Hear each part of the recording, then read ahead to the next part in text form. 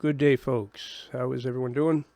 Hope everyone is doing absolutely fantastic, feeling groovy, realizing, of course, that the government really don't love you, and also realizing that pretty much everything you've been told since the day you were born is a lie. It is September the 2nd of 2025, 12:41 p.m. Mr. Buzz coming to you from the communist shithole known as Ontario, Canada. If you like this video at all, please give me a thumbs up is all I ask. And if you'd like to support the channel, there is information in the description how you do so.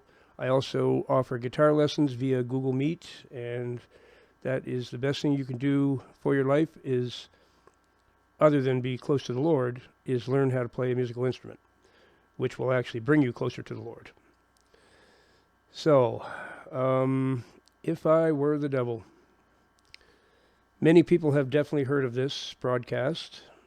What I'm about to play was broadcast in 1968. So a lot of people watching this video probably weren't even alive in 1968. I wasn't either. I wasn't born until 70.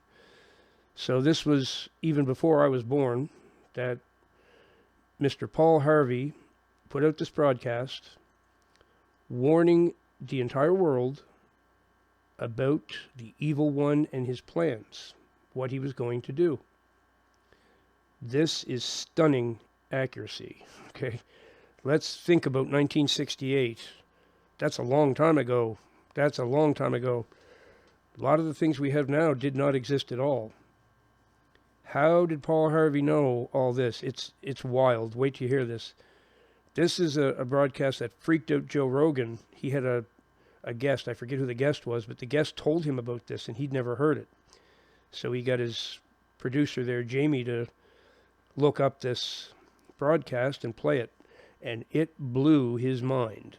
And if you've never heard it before, it's about to blow yours. So this is a warning from Paul Harvey from 1968. He called this broadcast "If I Were the Devil." And wait till you hear this. Wow. If I were the devil. If I were the devil. If I were the prince of darkness, I'd want to engulf the whole world in darkness, and I'd have a third of its real estate and 4/5 of its population, but I wouldn't be happy until I had seized the ripest apple on the tree. Thee. So I'd set about, however necessary, to take over the United States. I'd subvert the churches first. I'd begin with a campaign of whispers. With the wisdom of a serpent, I would whisper to you as I whispered to Eve, do as you please. To the young, I would whisper that the Bible is a myth. I would convince them that man created God instead of the other way around. I would confide that what's bad is good and what's good is square.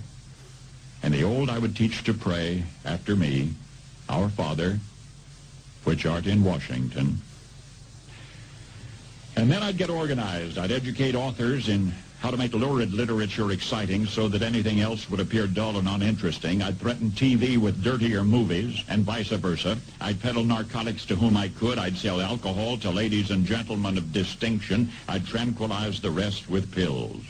If I were the devil, I'd soon have families at war with themselves, churches at war with themselves, and nations at war with themselves, until each in its turn was consumed. And with promises of higher ratings, I'd have mesmerizing media fanning the flames. If I were the devil, I would encourage schools to refine young intellects, but neglect to discipline emotions. Just let those run wild. Until before you knew it, you'd have to have drug-sniffing dogs and metal detectors at every schoolhouse door. Within a decade, I'd have prisons overflowing. I'd have judges promoting pornography. Soon I could evict God from the courthouse, then from the schoolhouse, and then from the houses of Congress. And in his own churches, I would substitute psychology for religion and deify science. I would lure priests and pastors into misusing boys and girls and church money. If I were the devil, I'd make the symbol of Easter an egg and the symbol of Christmas a bottle. If I were the devil, I'd take from those who have and give to those who wanted until I had killed the incentive of the ambitious. And what'll you bet? I couldn't get whole states to promote gambling as the way to get rich. I would caution against extremes in hard work, in patriotism, in moral conduct.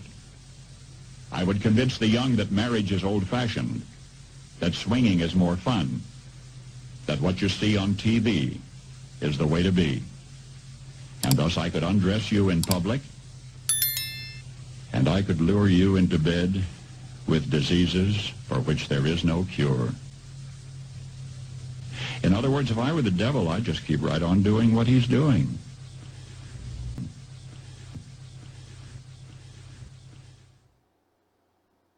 Did you ever hear anything more accurate than that? People who think all this stuff is totally harmless, all the things he mentioned, truly is the work of the devil. No one can deny the accuracy of that broadcast. 1968, he said all that. We're doing every last one of those things in this world.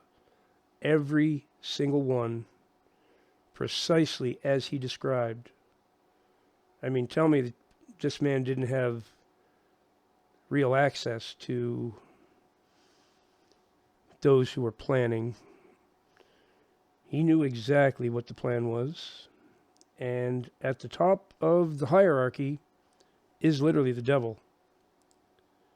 Some may say, no, that's all coming from humans. That is the work of the evil one. Absolutely. So I thought everybody might find that interesting.